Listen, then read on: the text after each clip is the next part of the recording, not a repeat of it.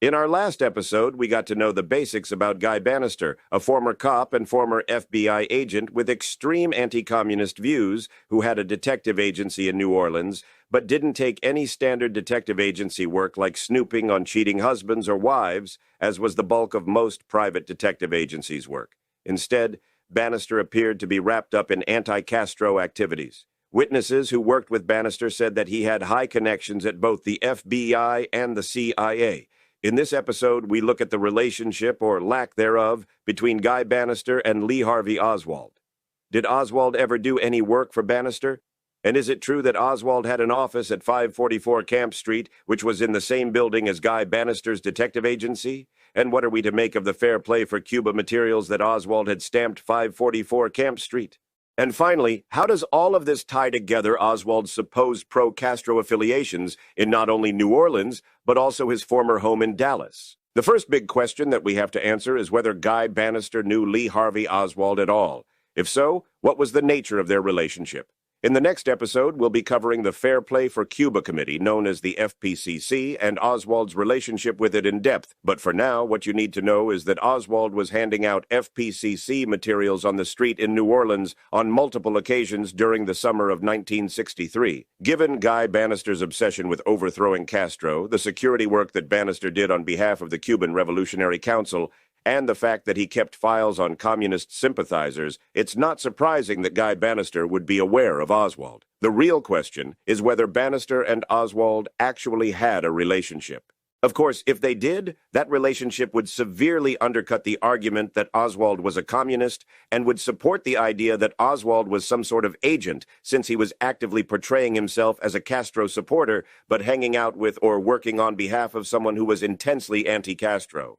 The House Select Committee on Assassinations actually looked at this question, relying on the testimony of Ross Bannister, Guy's brother, and former Bannister investigator Ivan Nitschke.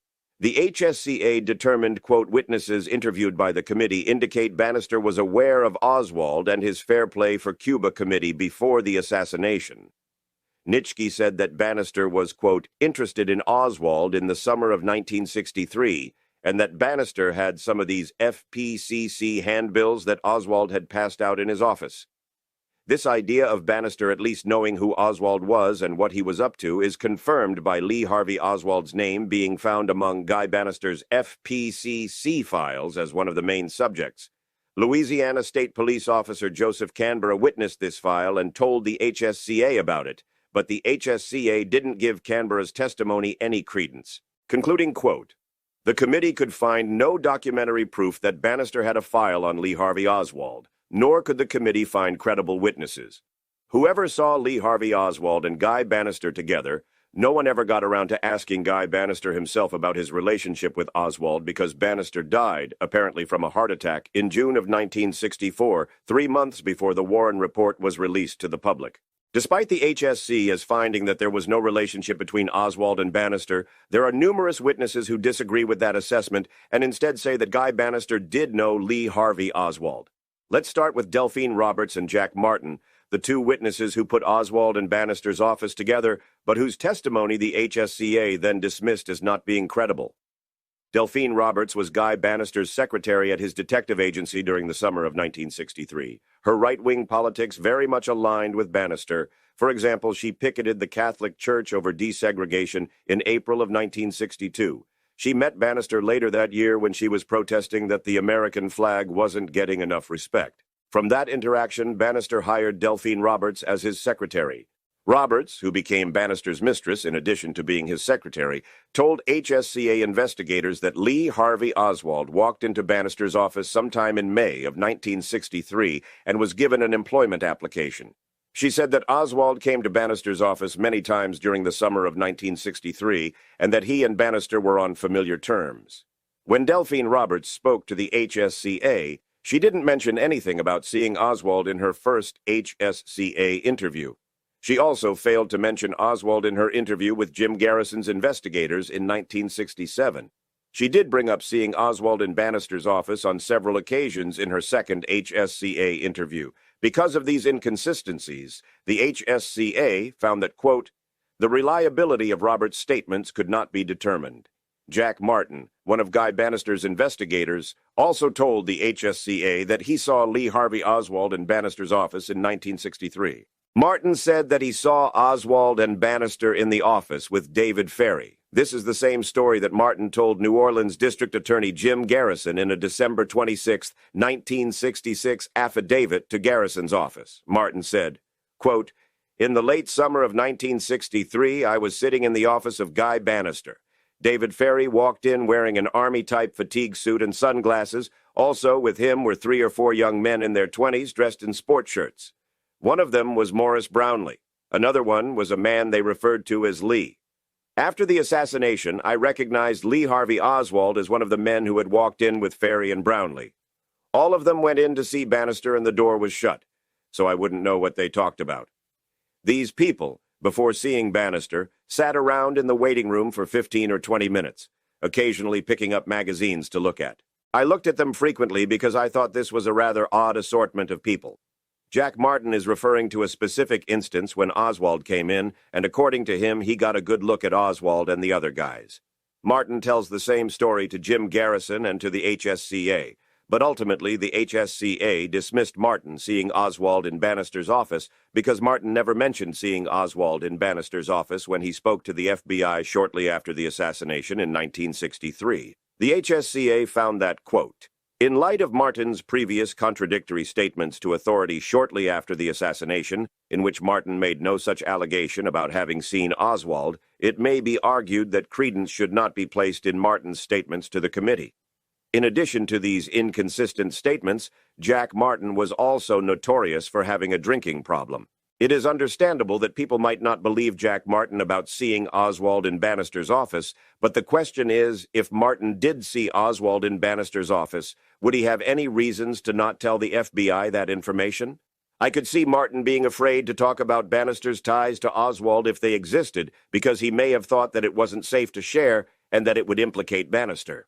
Martin's initial allegations to the FBI were all about David Ferry, who Martin did not like after they had a falling out that was related to Carlos Marcello's attorney G. Ray Gill not wanting Martin hanging around the office. David Ferry worked as a private investigator for Gill in addition to regularly meeting with Guy Bannister about anti-Castro activities.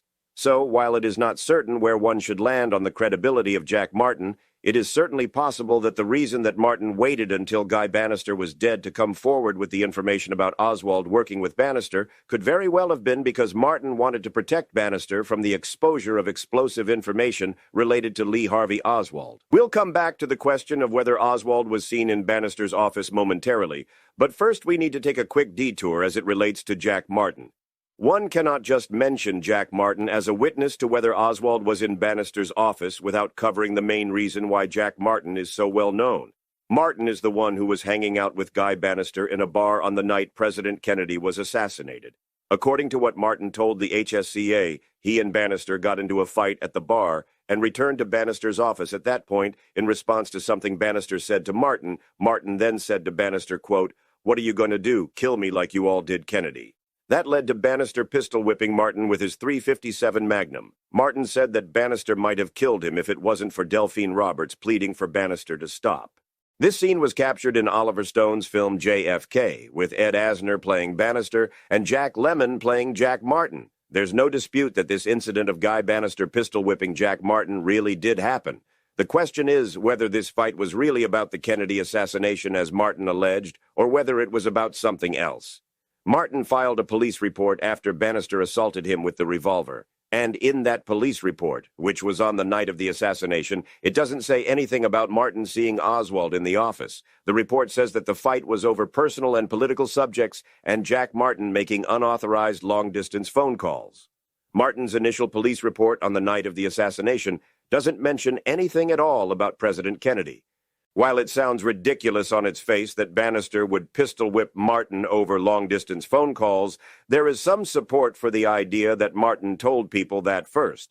It is possible that Bannister could have just gone off for a small reason or no reason at all, because Bannister was very quick to anger. Remember, he was fired from the New Orleans police for getting into a fight with a bartender, but we don't know that Bannister's general anger management problems were the reason for the fight in this case. There's also a statement that David Ferry gave to the FBI in December of 1963, where he told them that Martin was making long-distance phone calls and charging them to Bannister's office and to G. Ray Gill's office, where David Ferry also worked. Bannister investigator Joseph Newbrough told the HSCA that Martin told him the reason for the fight with Bannister was over long-distance phone calls. However, Newbrough didn't believe Martin, according to the HSCA report. Newbrough, quote, believed that Bannister pistol-whipping Martin was over something more serious than that. According to Delphine Roberts, another possible reason for the altercation is that Bannister thought that Martin was stealing files from his office. She told the HSCA that Martin came into the office and approached the area where the files are kept. When Bannister walked in, he accused Martin of stealing several files and hiding them in his coat. Then, according to Roberts, Bannister hit Martin in the head with a gun after Martin said that he didn't steal any files.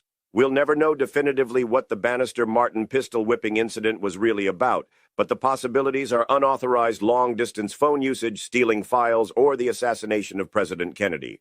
We've covered Delphine Roberts and Jack Martin, the two witnesses who told the HSCA that they remember seeing Oswald in Bannister's office, but whom the HSCA did not find reliable.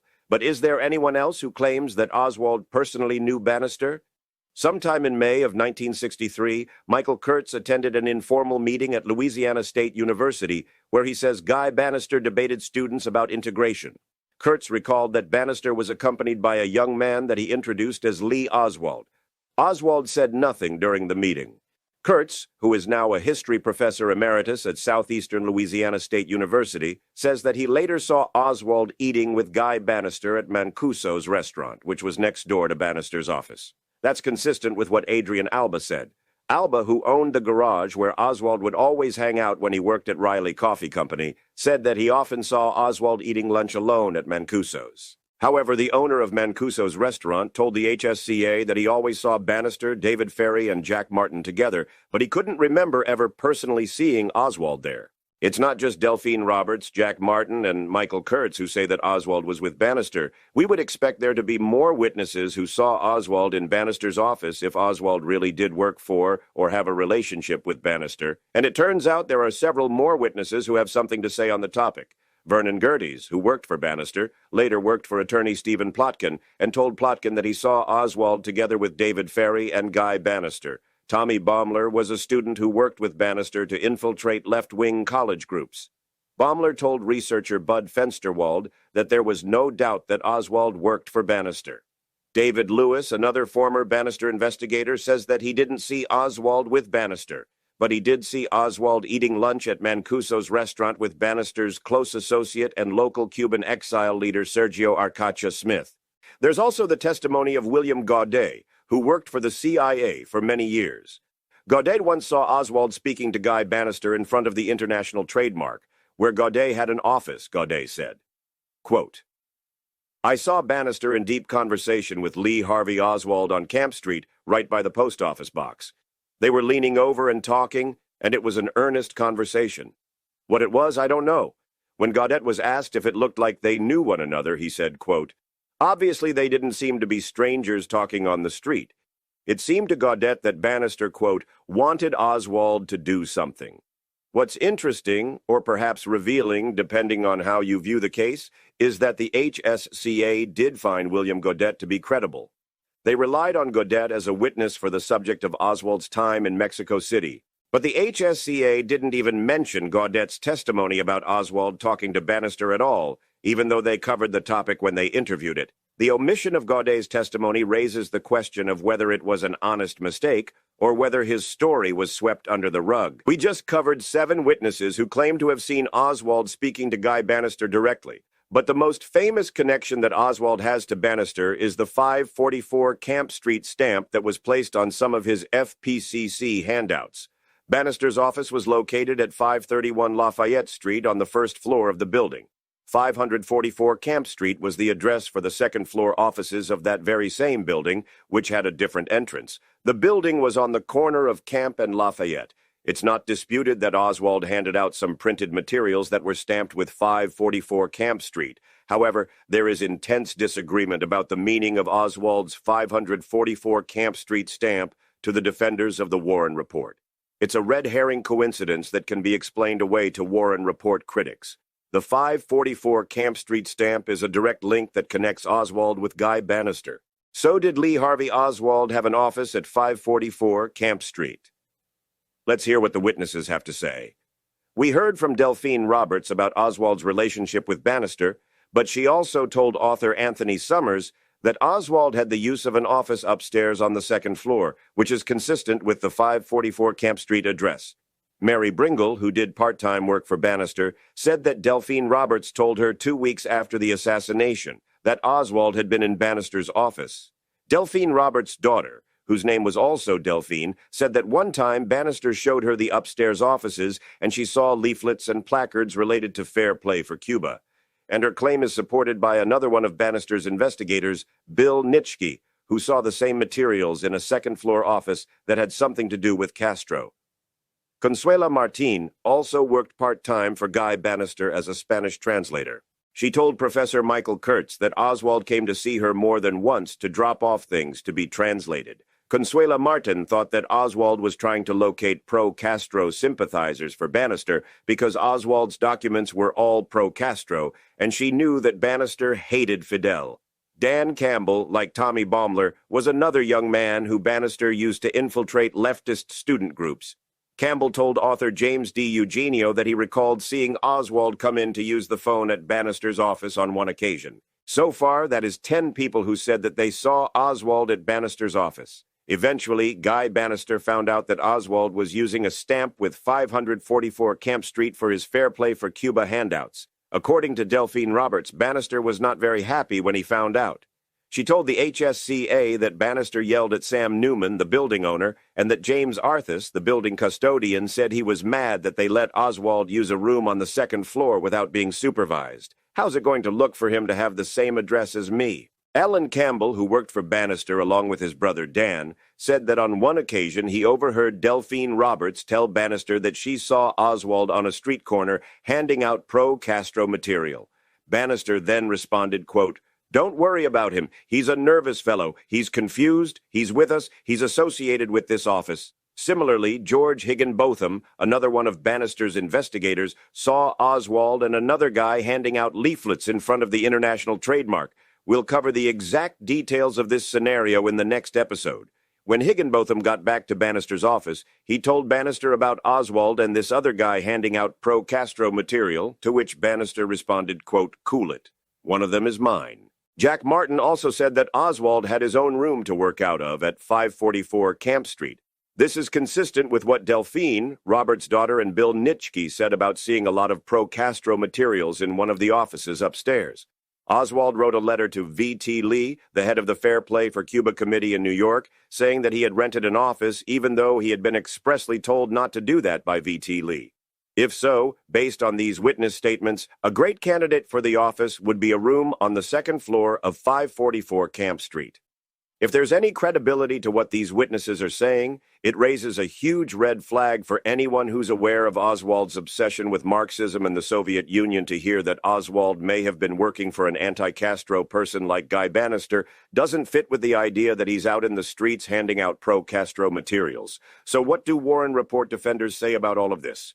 First, not all of the materials that Oswald handed out were stamped 544 Camp Street. In fact, most were marked 4907 Magazine Street or with Oswald's P.O. box.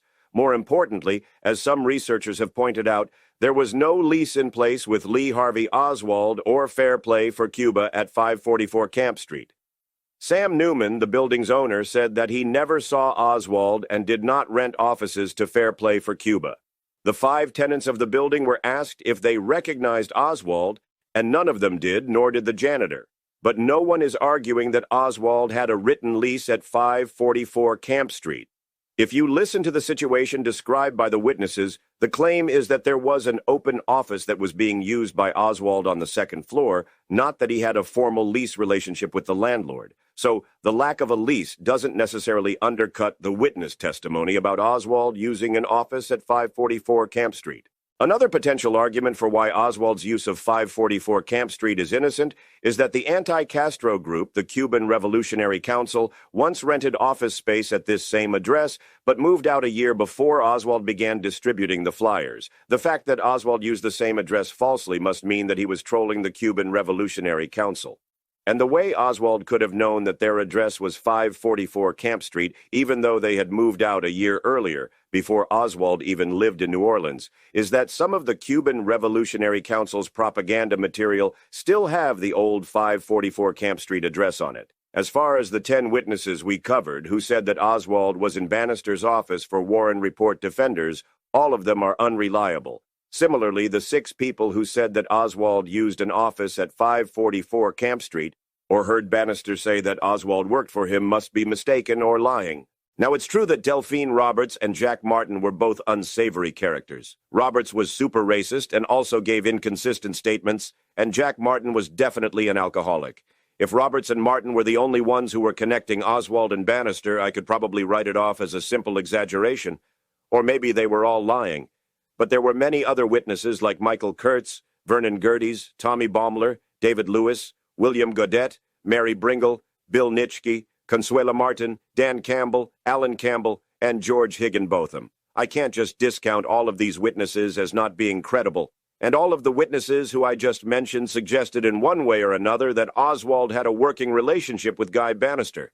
Now, if Warren Report critics were alleging that some random guy was having Oswald hand out these pro-Castro flyers, that might be harder to believe. But we're talking about Guy Bannister here. The idea of using Oswald to hand out pro-Castro materials fits with Bannister's practice of hiring college-age students to infiltrate college leftist groups.